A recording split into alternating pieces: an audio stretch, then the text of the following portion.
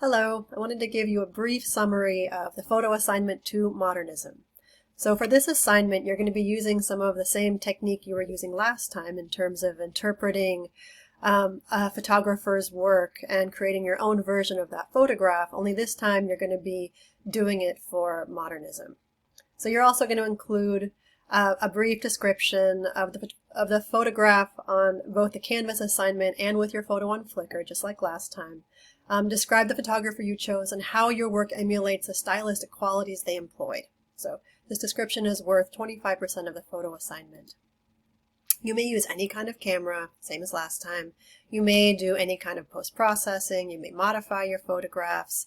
You're going to upload your image, both the group pull on the class Flickr page and of the Canvas assignment. Again, it's the Canvas assignment that I'll be grading, the Canvas submissions, but the Flickr submissions are very important because they provide a way for you to participate in the group.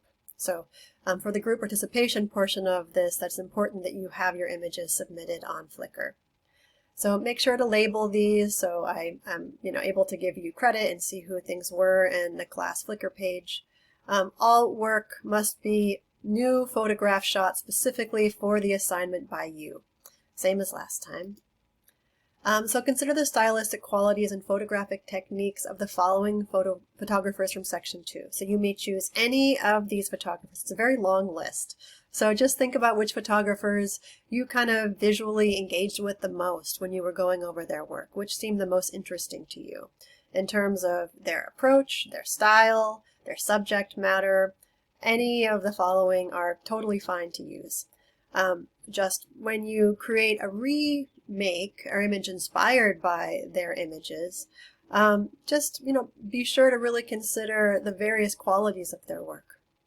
So was their work straight modernism, right? Where it came to imply like sharper focus, aversion to cropping, emphasis on the underlying geometry, right? Using a lot of abstraction, really about material properties of the real world while embracing modern aesthetic ideas. So a lot of their subject matter were urban and industrial. They didn't do any kind of manipulation.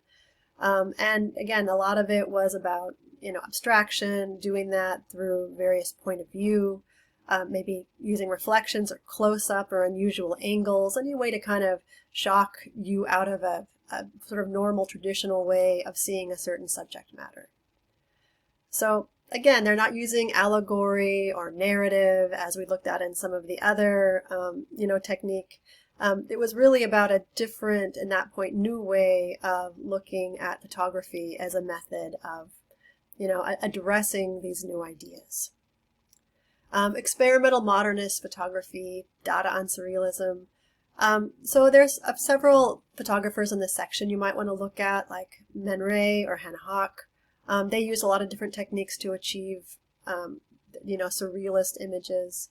So, photograms were one way, photo montage, cut and paste. They would rephotograph things and put them together using collage, double exposures, double printing, solarization. So if you're not, having a dark room to have access to, you probably don't have access to some of these techniques. But if you want to do some kind of digital composite or something, that is absolutely fine. You may use any kind of software to accomplish that.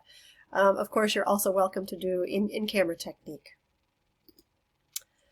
So decisive moment techniques, that's something we really associate with photographers such as Henry Cartier-Bresson, who not only coined the term, but also really the technique of just sort of waiting for something to arrange itself in front of his camera. He was incredibly patient, waiting long amounts of times for sort of everything to come together perfectly, in front of his camera, and then framing with great care.